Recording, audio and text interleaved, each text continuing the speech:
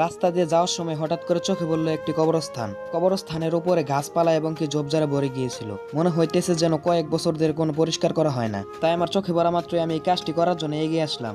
এই কবরস্থানগুলো দেখলে নিজের প্রতি অনেক খারাপ লাগে, কারণ এই দুনিয়ার মিছে মায়ে পড়ে কতই না গুনার কাজে লিপ্ত হইতেছি।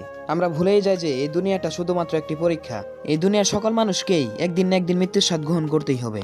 আজকে যে কবরস্থানটা পরিষ্কার করতেছি, এখানে হয়তো কারো না কারো বাবা মা শুয়ে রয়েছে।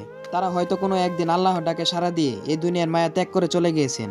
এই কবরস্থানগুলো পরিষ্কার করা ইসলামের পক্ষে একটি নেক কাজ, কারণ কবরস্থান পরিষ্কার করা মৃত ব্যক্তিদের প্রতি সম্মান প্রদর্শন করা হয়। আমি এই কবরস্থানটা পরিষ্কার করার সময় একটি লোক এসে আমাকে এই কাজটি করার জন্য সাহায্য করে, কারণ লোকটির বাবা মা এই কবরস্থানে শুয়েছিল। লোকটি আমাকে বলতেছিল এই কাজটি আমি অনেক দিন ধরে করতে চাইতেছিলাম, কিন্তু সময়ের অভাবে করতে পারি না। তাই তোমাকে এই কাজটি করতে দেখে আমি অনেক খুশি হলাম। কাজটি করার সময় আমি অনেক রিস্কে এই কাজটি করতেছিলাম, কারণ এই ঝোপঝাড়ের ভিতরে সাপ এবং কি বিচ্ছু লুকিয়ে থাকে। এই কাজটি করা যতটা সহজ মনে হয় ততটা সহজ নয়। এই কাজটি ছিল অনেক কষ্টজনক। কবরস্থান হলো আমাদের চিরস্থায়ী ঘর।